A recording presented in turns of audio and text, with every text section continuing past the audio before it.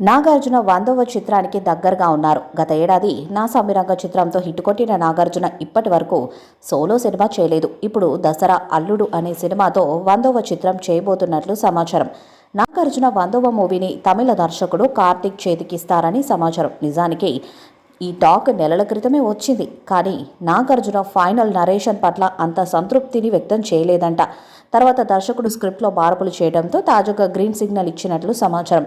2022లో నితరం ఒరువానం అనే తమిళ సినిమా ద్వారా కార్తిక్ దర్శకుడిగా పరిచయం అయ్యాడు. రీతు వర్మ, అపర్ణ బాలమురళి, శివాత్మిక రాజశేఖర్ హీరోయిన్స్గా నటించారు. తమిళంలో విమర్శకులు మెచ్చుకున్నారు, కానీ తెలుగు డబ్బింగ్ ఆకాశం పేరుతో రిలీజ్ చేస్తే ఆడలేదు. ఈ దర్శకుడు ఒక మాస్ విలేజ్ బ్యాక్డ్రాప్ స్టోరీని నాగార్జునకు చెప్పినట్టు సమాచారం. పాన్ ఇండియా బడ్జెట్తో యాక్షన్ బ్యాక్డ్రాప్లో అన్ని ఎలిమెంట్స్ ఉండేలా స్టోరీని సిద్ధం చేశారంట. ఈ చిత్రానికి దసరా అల్లుడు అనే టైటిల్ పెట్టాలని కూడా ఫిక్స్ అయ్యారంట. ఇటీవలే కూలీ షూటింగ్ బ్రేకులో జరిగిన చర్చలో నాగార్జున సానుకూలంగా స్పందించినట్లు వినిపిస్తుంది. నా సామిరంగా సక్సెస్ కొట్టాక నాగార్జున సోలో హీరోగా సినిమా చేయలేదు. కుబేరా, కూలీ రెండిట్లో కూడా ప్రత్యేక పాత్రలే. ఏడాది గడిచిపోయినా కింగ్ మాత్రం తొందరపడకుండా అడుగులు వేస్తున్నారు.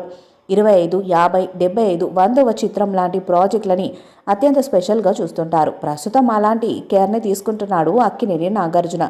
కింగ్ నాగార్జున 100 సినిమా కోసం ఈగర్గా వెయిట్ చేస్తున్నారు అక్కినేని అభిమానులు. ఇప్పటికే చిరంజీవి, బాలకృష్ణ ఆ మైల్ స్టోన్ని అధిగమించగా ఇప్పుడు నాగార్జున వంతు వచ్చింది. 100వ సినిమాని టాక్ ఆఫ్ ది ఇండస్ట్రీగా మార్చేందుకు స్కెచ్ వేస్తున్నట్లు ఓ న్యూస్ చక్కర్లు కొడుతుంది. ప్రస్తుతం ఫిలిం నగర్లో వినిపిస్తున్న టాక్ ప్రకారం నాగార్జున బెంచ్ మార్క్ మూవీని కోలీవుడ్ డైరెక్టర్ కార్తిక్తో చేసే ఛాన్స్ ఉందనే టాక్ వినిపిస్తుంది. మొన్నటి వరకు నాగార్జున 100 చిత్రానికి పూరి జగన్నాథ్, బెజవాడ ప్రసన్న కుమార్, తమిళ డైరెక్టర్ మోహన్ రాజా, నవీన్ పేర్లు గట్టిగా వినిపించాయి. కానీ అవేవి వర్కౌట్ కాలేదని తెలుస్తుంది. కానీ ఇప్పుడు యంగ్ డైరెక్టర్ చేతిలో నాగ్ మైల్ స్టోన్ మూవీని పెట్టినట్లే తెలుస్తుంది.